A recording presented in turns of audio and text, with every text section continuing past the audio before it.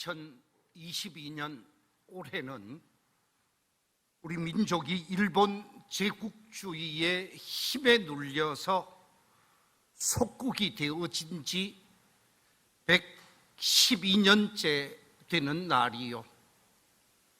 이 일본 제국주의로부터 자유와 해방을 맞이한 지 77주년이 되는 뜻깊은 해입니다.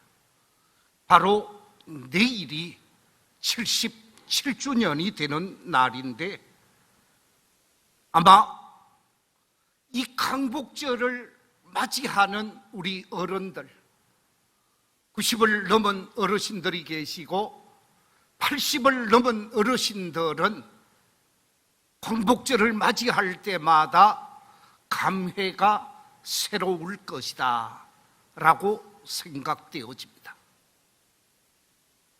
1905년이었습니다. 9월 5일 러일 전쟁에서 승리하게 되어진 일본이 러시아와 포츠머스 조약을 체결하게 되어지죠. 이 포츠머스 조약을 통해서 러시아를 한반도에서 떠나가게 하고 일본이 우리나라를 마음대로 하게 되어집니다. 1905년 11월 17일 총칼을 앞세우게 되어진 일본 외무대신 하야시 곤스케가 우리 대한제국의 외무대신이었던 박제순과 만나서 우리 국민이 원치 않는 전혀 용납할 수 없는 조약을 체결하게 되어집니다. 그것이 바로 우리가 말하고 있는 을사늑약이죠. 이 을사늑약을 통해서 대한제국의 외교권이 완전히 박탈당하게 되어지고 국제사회 속에서 나라다운 나라의 역할을 할 수 없는 치욕적인 불명예를 우리에게 안겨주게 되어집니다. 이와 같은 불명예를 안게 되어진 이 대한제국의 내각 중에 한 사람이었던 민영환 선생이 이렇게 해서는 안 된다. 우리가 이런 굴욕을 당하면서 일본과 조약을 맺는 것은 합당한 것이 아니다. 그러면서 조약을 거부하게 되어지고 그 조약에 관해서 거부하면서 우리 민족의 자존심을 앞세워준 민영환 선생께서 2천만 우리 동포에게 보내는 마지막 유서를 쓰게 되어지죠. 그 유서의 내용이 이렇습니다. 마지막으로 우리 대한제국 2천만 동포에게 고함이라고 하는 이 유서의 일부분을 제가 소개하겠습니다. 오호라, 나라의 수치와 백성의 욕됨이 여기까지 이르렀으니 우리 인민은 장차 생존 경쟁 가운데에서 모두 진멸당하려 하는도다. 대저 살기를 바라는 자는 반드시 죽고 죽기를 각오하는 자는 삶을 얻을 것이니 여러분이 어찌 헤아리지 못하겠는가? 바라건대 우리 동포 형제들은 억천만배 더욱 기운내어 힘쓰므로써 뜻과 기계를 굳건히 하여 그 학문에 힘쓰고 마음으로 단결하고 힘을 합쳐서 우리의 자유와 독립을 회복한다면 죽은 자는 반드시 저 어둡고 은욱한 죽음의 늪에서 남아 기뻐 웃으리로다. 오호라, 조금도 실망하지 말라. 라고 하는 이 유서를 남기고 스스로가 칼을 뽑아서 대한문에서 자결을 하게 되었습니다. 일본의 치욕을 당하게 되어진 이 을사늑약의 불합리한 조약에 거부하면서 자결을 하게 되어지니까 이 민영환 선생의 그 뜻을 이어받아서 좌의정 대감이었던 조병세 대감이 자결을 하게 되어지고, 대사원이었던 송병선 대감이 자결을 하게 되어지고, 더 나아가서 참판이었던 홍영식 선생도 자결을 하면서 우리 민족이 이렇게 치욕을 당해서는 아니 되겠습니다. 일본을 향하여 항거를 하게 되었죠. 이때 1905년 11월 20일 황성신문을 통해서 장지연 선생님이 시일야 방성대곡을 발표하게 되어집니다. 이 시일야 방성대곡의 내용 가운데 일부가 이렇습니다. 아, 원통한 지고, 아, 불안지고, 우리 2천만 동포여, 노예된 동포여, 살았는가 죽었는가, 당군과 기자 일에 4,000년 국민 정신이 하룻밤 사이에 호련히 망하고 말 것인가. 원통하고 원통하다. 동포여 동포여 일어나라. 일어날 것을 호소하면서 시일야 방성대곡을 신문에 발표하게 되어지니까 2천만 우리 백성들이 그냥 있지 아니하고 반일 감정을 폭발시키게 되어지고 의병 활동을 왕성하게 일으키게 되어지면서 나라 잃은 자존심을 되찾고자 했습니다. 그러나 입이 기울어질 대로 기울어진 대한제국의 구구는 결국 1910년 8월 22일 일본과 손잡고 우리나라를 그냥 넘긴 사람들이 있습니다. 그들을 일컬어서 우리는 을사오적이라 라고 말을 하지요. 이 을사오적의 주인공, 우리 민족이 결코 용서해서 안 되는 사람이 외부 대신 박재순이요, 내부 대신 이시용이요, 군부 대신 이근택이요, 학부 대신 이완용이요, 그리고 농상공부 대신 권중현이라는 사람이었습니다. 이런 사람들이 일본과 밀약을 하고 돈 한 푼 받으면서 나라를 통째로 넘긴 날짜가 정확하게 언제인가? 1910년 8월 22일입니다. 8월 22일 날 이완용이가 서명을 했고, 국민이 데모를 하고 국민이 다 일어날 것 같으니까 좀 잠재우기 위해서 일주일을 기다렸다가 29일 날 공포를 하게 되어집니다. 그리고 35년이 지난 1945년 8월 15일, 자, 여러분, 제가 왜 저기 정확한 날짜를 기록해 놓았느냐 하면, 요즘에도 지성인이라고 말하는 사람, 우리 한국 사람들 중에 많은 사람들이 우리나라가 일제치하에 몇 년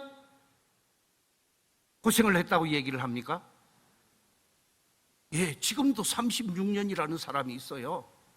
36년인지 정확하게 여러분 한번 계산을 해보십시오. 1910년 8월 20일부터 1945년 8월 15일이니까 정확하게 말하면 35년에 일주일 모자라는 35년 동안 우리가 일본 치하에 있었던 것이지 36년 동안 있었던 것이 아니다라는 말씀입니다. 우리나라는 일본에 35년 동안 고통을 당하고 어려움을 당하고 자유를 빼앗긴 채 나라 잃은 서러움을 경험했습니다마는 만 35년 만에 미국과 유엔의 도움으로 자유와 해방을 얻게 되어졌습니다. 바로 오늘은 광복을 기념하는 광복 기념주일이요, 내일은 77주년 광복절입니다. 이와 같은 뜻깊은 시간 속에서 오늘 제가 함께 나누고자 하는 말씀의 제목이 광복된 사람들이라 하는 제목으로 말씀의 은혜를 나누고자 합니다. 일본에 의해서 우리가 광복을 얻은 광복된 민족이기도 하지만 예수 그리스도를 믿는 믿음의 사람들은 예수 그리스도에 의해서 광복된 사람들이라는 말씀입니다. 자, 그렇다고 하면 예수 그리스도를 믿는 믿음의 사람들은 무엇으로부터 광복된 사람들인가? 무엇으로부터 자유를 되찾은 사람들인가? 하나님의 말씀인 성경은 무엇이라고 말씀하고 있는가 하는 문제를 오늘 함께 나누고자 하는데, 먼저 광복이라는 말을 정확하게 이해하고 들어갔으면 좋겠습니다. 광복이라고 하는 말에 있어서 이 광복과 함께 연결되어지는 말이 해방이라는 말입니다. 해방된 사람들이라는 입장에서 해방이라고 말할 때 이 해방은 해자가 풀해자입니다. 그리고 방자는 노을 방자를 쓰게 되어집니다. 그래서 해방이라고 하는 말은 모든 얽매임으로부터 벗어난 상태를 일컬어서 해방이라, 자유라 말하게 되어지죠. 이 해방이라고 하는 말을 좀 더 구체적으로 설명을 하면 구속이나 억압이나 부자유함으로부터 벗어나게 되어진 것을 해방이라고 말을 합니다. 우리 예수 믿는 사람은 무엇으로부터 해방된 사람인가? 무엇으로부터 자유를 얻게 되어진 사람인가? 하나님의 말씀인 성경에서 그리스도인의 참된 해방을 성경은 말씀해 주고 있는데, 제일 첫 번째 발견할 수 있는 그리스도인들의 참된 해방이란 죄로부터, 사망으로부터 해방된 상태를 나타내는 말씀입니다. 오늘 본문 2절 하반절에서 말씀하고 있는데, 우리 2절 말씀 같이 한번 읽어보겠습니다. 시작. 이는 그리스도 예수 안에 있는 생명의 성령의 법이 죄와 사망의 법에서 너를 해방하였음이라. 그렇습니다. 우리 인간은 원래 죄인이었습니다. 아담에 의해서, 하와에 의해서 우리 인간 속에 죄가 들어오게 되어지고, 죄로 인해서 죄의 종살이를 할 수밖에 없었고, 그 죄로 인해서 죽음의 종살이를 했던 존재가 우리 인간들이죠. 로마서 3장 23절에서 이렇게 말씀하고 있습니다. 모든 사람이 죄를 범하였으며 하나님의 영광에 이르지 못하더니. 범죄한 사람, 죄를 지은 사람은 죄의 종으로 살 수밖에 없고, 죄의 종노릇을 하며 죄를 짓게 되어지는 사람은 하나님의 영광에 이를 수 없을 뿐만 아니라 사망의 종노릇할 수밖에 없는 것이 우리 인간임을 하나님의 말씀인 성경은 확실하게 말씀하고 있습니다. 이처럼 죄의 종으로, 사망의 종으로 우리가 종노릇할 수밖에 없었는데, 어떻게 해서 죄의 종이 되어졌는가에 관해서 로마서 5장 12절에서는 이렇게 말씀하고 있습니다. 그러므로 한 사람으로 말미암아 죄가 세상에 들어오고 죄로 말미암아 사망이 들어왔나니 이와 같이 모든 사람이 죄를 지었으므로 사망이 모든 사람에게 이르렀느니라. 아담 한 사람에 의해서 우리 인간에게 죄가 들어오게 되어지고 아담과 하와의 후손인 모든 인간이 죄의 종이 되어졌고 그 죄로 인해서 사망의 종로로 탈 수밖에 없는 존재가 우리 인간이었다라는 말씀입니다. 그래서 시편 107편에서는 뭐라고 말하고 있느냐 하면 범죄한 인간, 죄의 종로로 타고 있는 인간들은 고통을 당하고 어려움을 당하며 살 수밖에 없는 존재라고 말하고 있습니다. 그렇습니다. 범죄하게 되어진 우리 인간은 죄로 말미암아 고통을 당하고 죄로 말미암아 실험하고 죄로 말미암아 엄청난 짓눌림을 당하게 되어진 존재가 우리 인간이라는 것이죠. 그래서 로마서 7장에 보면 사도 바울이 죄악에 짓눌려서 고통 속에서 절규하는 절규의 말이 로마서 7장 19절 이하 24절에 기록되어져 있는데 우리 같이 한 목소리로 한번 읽어보겠습니다. 시작. 내가 원하는 바 선은 행하지 아니하고 도리어 원하지 아니하는 바 악을 행하는 도다. 만일 내가 원하지 아니하는 그것을 하면 이를 행하는 자는 내가 아니요 내 속에 거하는 죄니라. 그러므로 내가 한 법을 깨달았노니 곧 선을 행하기 원하는 나에게 악이 함께 있는 것이로다. 내 속사람으로는 하나님의 법을 즐거워하되 내 지체 속에서 한 다른 법이 내 마음의 법과 싸워 내 지체 속에 있는 죄의 법으로 나를 사로잡는 것을 보는도다. 오호라 나는 공고한 사람이로다. 이 사망의 몸에서 누가 나를 건져내랴.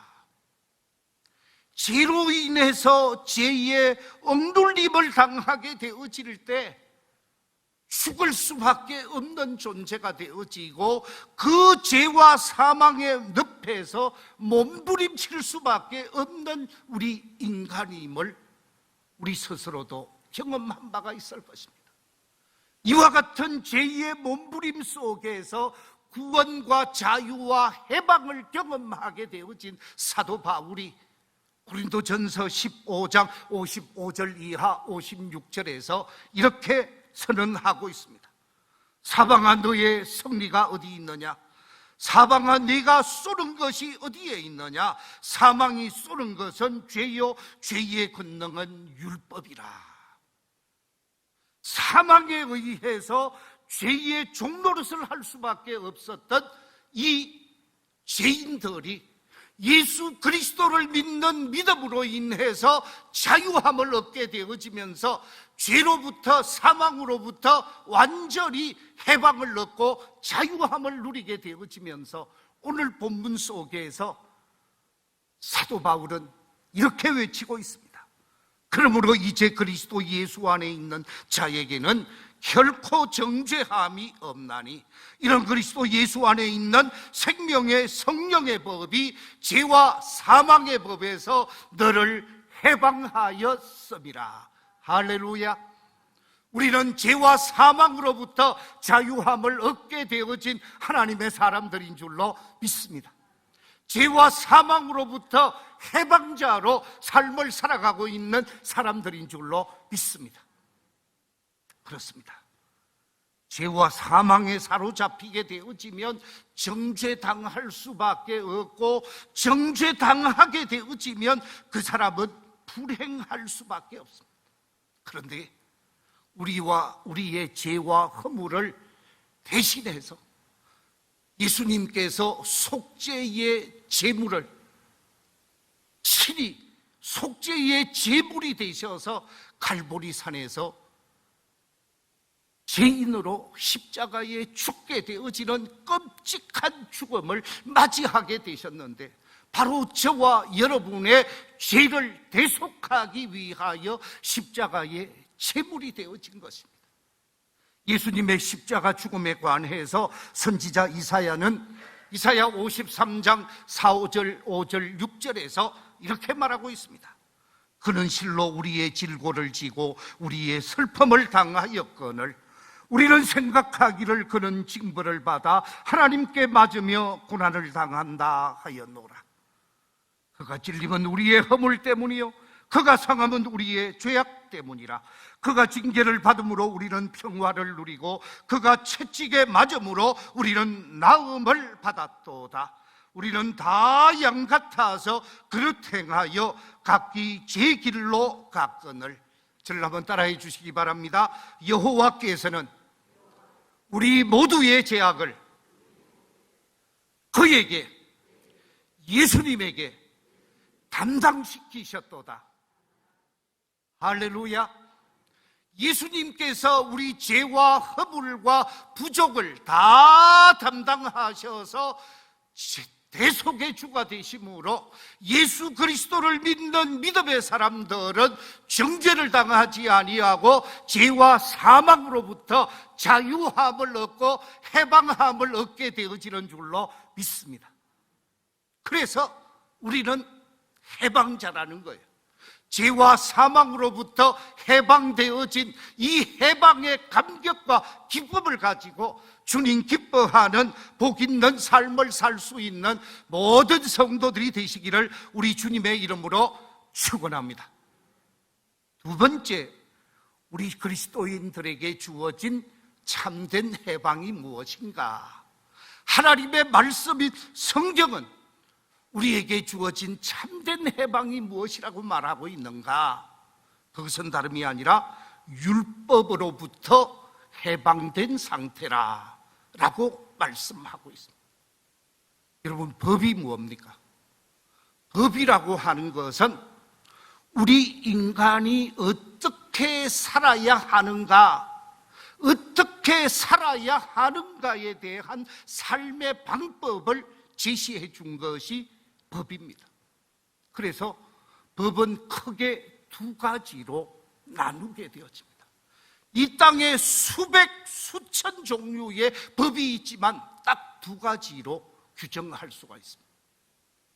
첫째는 시행령이라고 말할 수 있는데, 반드시 행하여야 하는 법을 시행령이라고 표현을 합니다. 하지 말아야 하는 것, 해서는 안 되는 것을 표현할 때 금령이라 그렇게 표현을 합니다. 그러니까 이 땅에 있는 법은 시행령과 금령으로 나눌 수 있다는 거죠. 시행령은 하라는 것입니다. 이렇게 하십시오, 저렇게 하십시오, 이렇게 해야 된다라고 하는 것이 시행령인데, 성경에도 많은 율법이 있는데 이 많은 율법의 그 모든 조항을 두 가지로 딱 나누면 시행령과 금령으로 나눌 수 있는데, 성경 속의 율법학자들이 성경에 들어와 있는 성경의 법이 몇 가지 정도 되어지느냐? 전체 613가지로 규정을 하고 있습니다. 이 613가지의 법을 시행령과 금령으로 나누게 되어지는데, 시행령의 법, 하라는 법은 몇 가지냐? 248가지입니다. 그 다음에 하지 말라, 금하는 법령이 몇 가지냐? 365가지입니다. 그래서 시행령과 금령을 합하면 613가지가 되는 거예요. 이 613가지의 법을 우리에게 지키라고 성경은 말씀하고 있습니다. 그런데 우리 인간이 이 법을 다 지킬 수 있느냐? 우리 인간은 지킬 수가 없어요. 왜? 인간은 제한된 존재예요. 인간은 한계성을 가지고 있습니다. 인간은 여러 가지 문제성을 가지고 있습니다. 우리 인간은 온전히 지킬 수 없는 죄인이라는 것이죠. 그래서 인간이 지킬 수 없는 죄의 문제를 해결하기 위해서 레위기를 통해서 5가지의 제사 제도를 허락하시면서 이 5가지의 제사 제도를 통해서 인간의 모든 죄악의 문제를 구약 성경에서 해결할 길을 제시해 놓았는데, 그 5가지 제사가 번제, 소제, 화목제, 속죄제, 속건제, 이런 제사들이었습니다. 그런데 이런 5가지 제사를 가지고 인간이 행동 속에서나 삶의 모습 속에서 범죄하게 되어지면 이 제사를 인해서 제사장으로부터 제사함을 서름받고 죄로부터 자유함을 누리게 되어지지만 그것은 일회적인 거예요. 한 가지 죄를 잘못하면 또 다른 죄에 관해서 제사를 지내야 되는 거예요. 끊임없이 제사를 지내게 되어지는 인간에게 모든 인간의 죄악의 문제, 인간의 모든 율법의 불순종에 관한 문제를 한 목에 해결하신 분이 있는데, 그분이 바로 예수 그리스도요, 하나님의 아들이시면서 우리 인간의 구원자가 되시는 죄 없으신 예수 그리스도께서 십자가를 통해서 속죄 제물이 되셔서 우리의 모든 문제를 해결하셨음을 성경은 선언하고 있습니다. 우리 함께 성경 말씀 히브리서 10장 9절 이하 14절 속의 말씀을 같이 한번 읽어보겠습니다. 시작. 그 후에 말씀하시기를 보시옵소서, 내가 하나님의 뜻을 행하러 왔나이다 하셨으니 그 첫째 것을 폐하심은 둘째 것을 세우려 하심이라. 이 뜻을 따라 예수 그리스도의 몸을 단번에 들이심으로 말미암아 우리가 거룩함을 얻었노라. 제사장마다 매일 서서 섬기며 자주 같은 제사를 드리되 이 제사는 언제나 죄를 없게 하지 못하거니와 오직 그리스도는 죄를 위하여 한 영원한 제사를 드리시고 하나님 우편에 앉으사 그 후에 자기 원수들을 자기 발등상이 되게 하실 때까지 기다리시나니 그가 거룩하게 된 자들을 한 번의 제사로 영원히 온전하게 하셨느니라. 예수 그리스도의 한 번의 제사로 모든 인간의 죄의 문제를 해결하신 온전한 제사가 예수님의 십자가 죽음의 제사였습니다. 예수님의 십자가 죽음은 바로 우리를 율법으로부터 자유케 하신 제사라는 말씀입니다. 그렇습니다. 이 땅에 오셔서 죄인된 인간을 위하여 자신의 몸을 온전하게 십자가에 드리면서 영원한 속죄 제물이 되어 주셨기에 예수 그리스도 안에 있는 자들에게는 결코 정죄함이 없다 하는 말씀입니다. 예수 그리스도 안에서 율법으로부터 자유함을 얻고 해방함을 누릴 수 있는 자유자로 삶을 살 수 있는 복된 성도들이 다 되시기를 우리 주님의 이름으로 축원합니다. 세 번째, 우리는 무엇으로부터 해방된 자인가? 예수 그리스도를 통해서 참된 해방을 얻게 되어졌는데 무엇으로부터 해방을 얻는가? 바로 사단으로부터, 마귀로부터 해방된 상태라는 말씀입니다. 죄의 종으로 삶을 살고 있는 가운데 사단은 끊임없이 우리를 미혹하고 넘어뜨리게 해서 죄악의 사슬에 머물게 하는 존재가 사탄이요, 마귀입니다. 이 마귀는 계속해서 죄를 짓게 하고 악을 행하게 하는 존재라는 거예요. 온통 이 세상을 죄악으로 물들게 하고 불신앙으로 물들게 하려고 하는 존재가 바로 사탄입니다. 이 사탄과 마귀를 바알세벌이라고 합니다. 이 바알세벌이라고 하는 말의 뜻이 무엇이냐 하면 똥무더기의 주인이라는 뜻이 있고요, 모든 온물의 주인이라는 뜻을 가지고 있습니다. 바로 마귀라고 하는 바알세불은 모든 더럽고 추한 것을 다 하게 만드는 존재라는 거예요. 그래서 우리 인간을 부패한 길로, 더러운 길로, 죄악된 길로 수단과 방법을 가리지 않고 동원해서 우리를 범죄의 길로 이끌어 가려고 한다는 것입니다. 때로는 전쟁을 사용하기도 합니다. 때로는 음란과 태폐를 이용하기도 하고, 때로는 전통적인 문화나 지적인 사상까지 이용하면서 끊임없이 인간을 범죄의 길로, 죄악의 길로 이끌어 가려고 하는 것이 마귀요 사탄이라는 것입니다. 그런데 이 마귀와 사탄을 우리 주님께서 제거했다라는 거죠. 예수 믿는 믿음의 사람으로부터 감히 함부로 하지 못하도록 근접하지 못하게 했다라는 말씀. 사탄을 성경에서 옛 뱀이라고 말을 하지요. 요한계시록 12장 9절에서 그렇게 표현하고 있습니다. 이 마귀를 옛 뱀이라고 표현하고 있는데, 여러분, 뱀은 먹잇감을 딱 보면 그 먹잇감을 자기가 포착해서 그 먹잇감을 한 입에 넣으면 문제가 없는데, 먹잇감을 한 입에 넣을 수 없는 큰 먹잇감은 자신의 긴 몸으로 함께 되어지죠. 완전히 돌돌돌돌 말아서 완전히 꼼짝도 하지 못하도록 질식하게 만들고, 질식하고 나면 그때 자신의 먹잇감으로 만드는 것이 바로 뱀입니다. 이 뱀을 마귀라고 표현하고 있는데, 마귀는 자신이 먹잇감으로 결정해 놓으면 쉽게 물러서지 않는다는 거죠. 끊임없이 공격하고 끊임없이 우리를 힘들게 한다는 것입니다.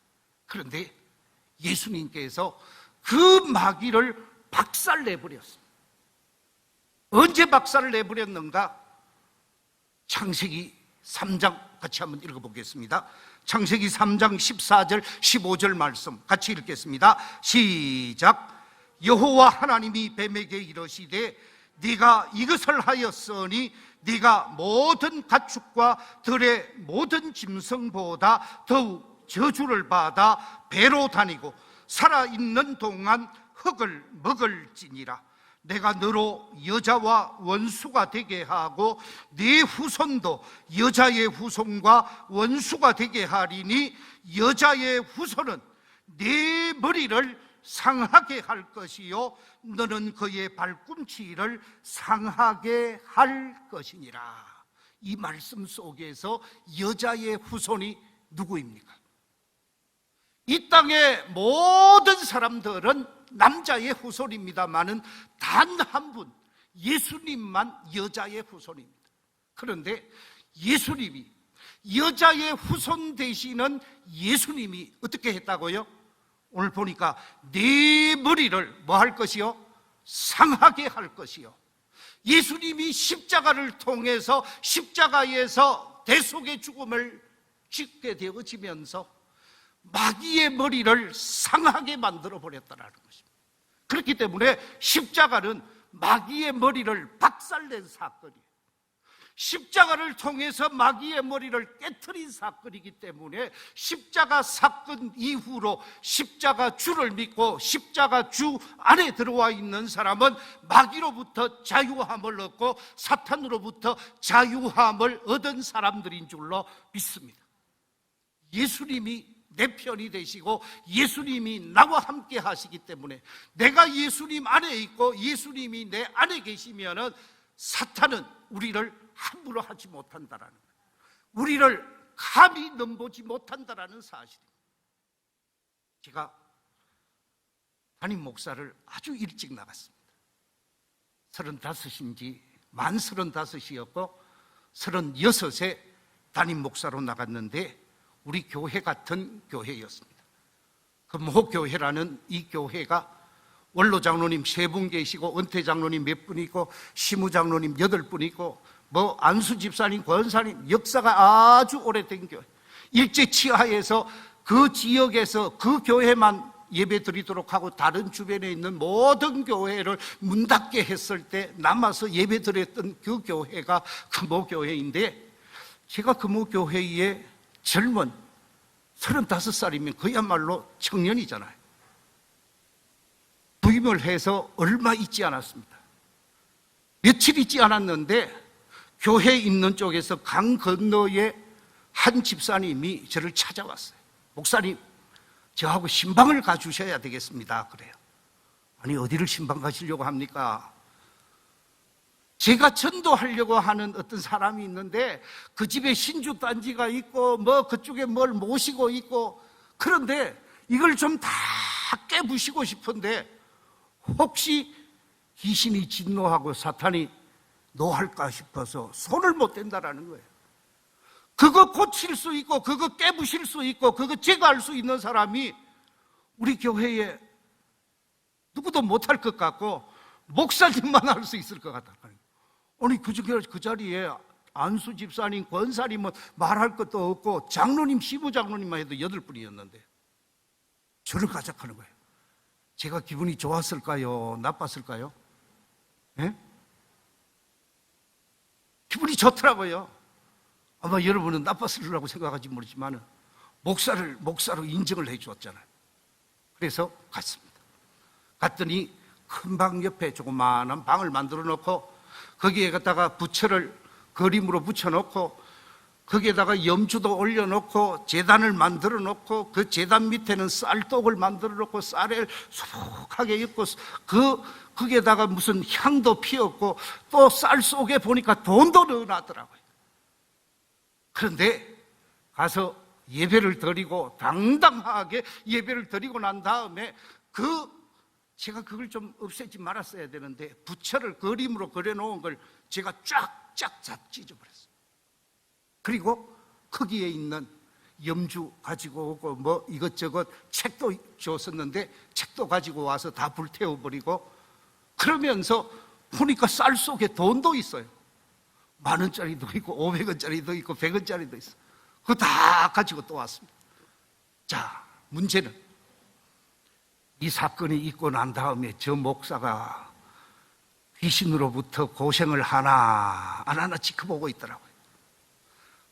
마귀가 신주 단지를 깨트리고 제단을 없앴으니까 저 목사가 좀 어려움 당하지 않았겠나라고 생각을 했는데 2달이 지나가도 3달이 지나가도 1년이 지나가도 전혀 문제가 없거든. 그러니까 그 사람들이 하는 얘기가 목사가 세기는 좀 세네 그러더라고요. 여러분, 마귀를 겁낼 필요가 없다 그 말이에요. 왜냐하면 예수님이 내 편이 되면 귀신 겁날 것 없어요. 예수님이 내 안에 계시면 우리는 그 어떤 마귀도 겁날 필요가 없다라는 거예요. 어떤 사람들은 이사를 하는데 무거 없는 날 이사를 해요. 왜 그런 날 찾아요? 손이 있습니까? 없습니까? 있어요? 없어요? 있다고 얘기하는 사람은 있고 없다고 하는 사람은 없는 거예요. 예수님이 내 편이라고 생각하고 당당하게 믿음으로 삶을 살면 귀신은 근처도 안 와요. 그러나 아이고 내가 이거 하면 어려움 당하지, 아이고 이거 하면 내가 문제가 있지, 그러면 그 집에는 그 집이 아니고 그건 그 집 구석이죠. 어려움을 당하는 거예요. 자, 저를 한번 따라해 주시기 바랍니다. 나는 마귀로부터 해방된 사람입니다. 믿으시면 아멘. 우리는 마귀로부터 자유함을 얻은 사람입니다. 율법으로부터 자유함을 얻은 사람입니다. 죄와 사망으로부터 자유함을 얻은 사람입니다. 자유함을 얻은 자로 당당하게 믿음의 길을 걸어갈 수 있는 복된 성도들이 다 되시기를 우리 주님의 이름으로 축원합니다. 자유함을 얻은 사람 어떻게 살아야 할 것인가? 자유함을 얻은 사람, 어떤 믿음의 삶을 펼쳐야 할 것인가? 성경 구절 두 구절만 읽어보겠습니다. 먼저 갈라디아서 5장 1절 말씀 같이 한번 읽어보겠습니다. 갈라디아서 5장 1절 시작. 그리스도께서 우리를 자유롭게 하려고 자유를 주셨으니 그러므로 굳건하게 서서 다시는 종의 무게를 메지 말라. 그렇습니다. 우리는 죄의 종, 사망의 종, 율법의 종, 마귀의 종으로 스스로가 후퇴하지 마시기 바랍니다. 그런 것에 종을 되어지고 그런 것에 종노릇하는 사람이 되어서는 안 된다라는 것입니다. 갈라디아서 5장 13절 한번 더 읽겠습니다. 시작. 형제들아, 너희가 자유를 위하여 부르심을 입었으나 그러나 그 자유로 육체의 기회를 삼지 말고 오직 사랑으로 서로 종노릇하라. 우리가 자유함을 얻은 사람입니다. 자유함을 얻은 사람으로서 그 자유를 육체의 귀해, 육체를 즐겁게 하고 육체를 기쁘게 하고 육체의 종으로 삶을 사는 사람이 아니라 사랑의 종이 되어지고 믿음의 종이 되어지고 은혜의 종이 되어져서 주변에 있는 모든 사람들에게 사랑의 종노릇을 하면서 하나님의 뜻을 이루어가고 하나님의 거룩한 역사를 이루어가는 우리 모든 성도들이 다 되시기를 주의 이름으로 축원합니다.